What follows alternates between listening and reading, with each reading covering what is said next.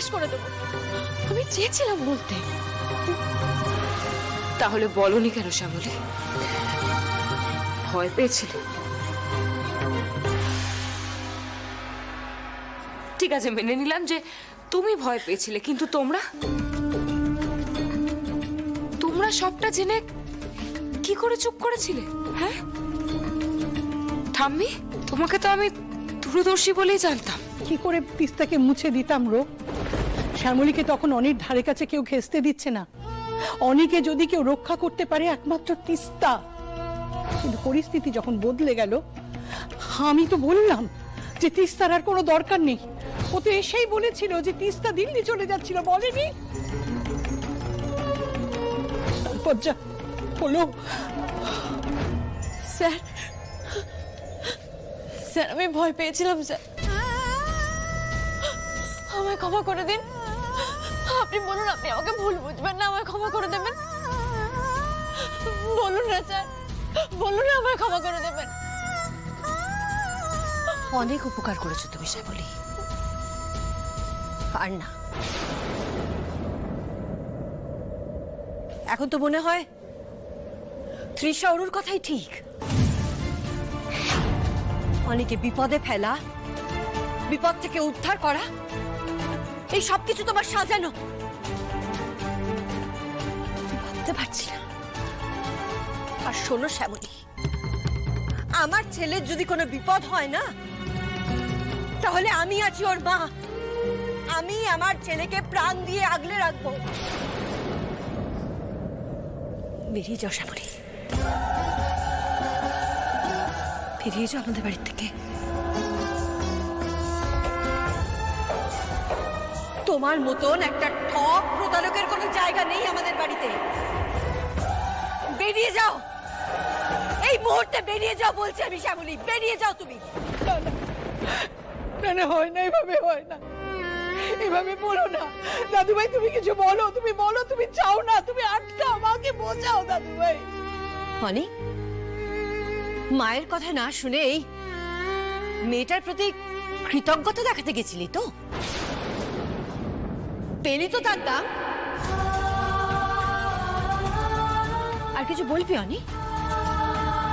মামুনিকে এখনো কিছু বলতে চাস তুই?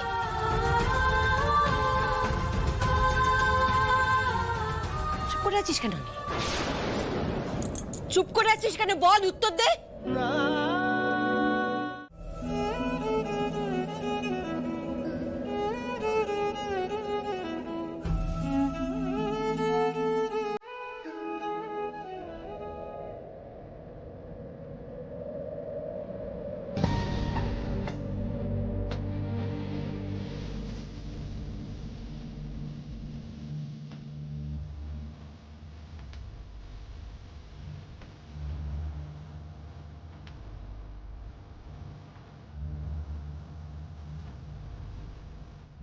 ধরুন,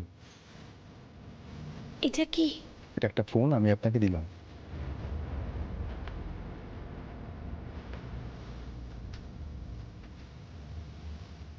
এই নিন আপনার জন্য।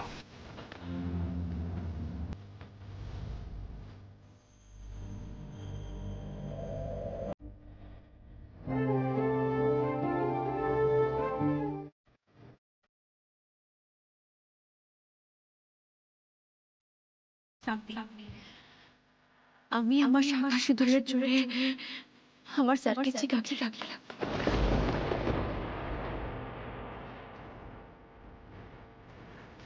সেই কারণে আমাকে স্যারের সামনে থাকতে হবে এমনটা নয়। আমার শাখা সিঁদুরের জোর এতটাও কম নয়। আমি দূর থেকেও স্যারকে আগলে রাখলে দেখো, স্যারের ঢাল হয়ে থাকতাম। তবে আজ আমাকে যেতে প্রতিম দাদা, একটু কাকাকে জানিয়ে দিও না যে আমি চলে যাচ্ছি।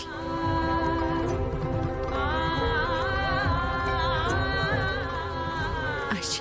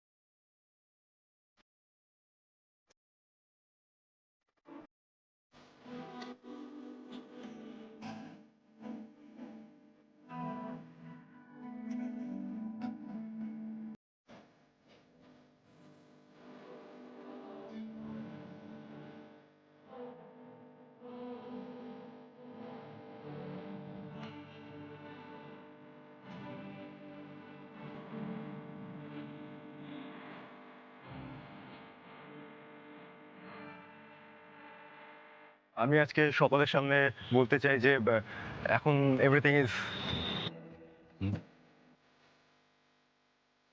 Under control.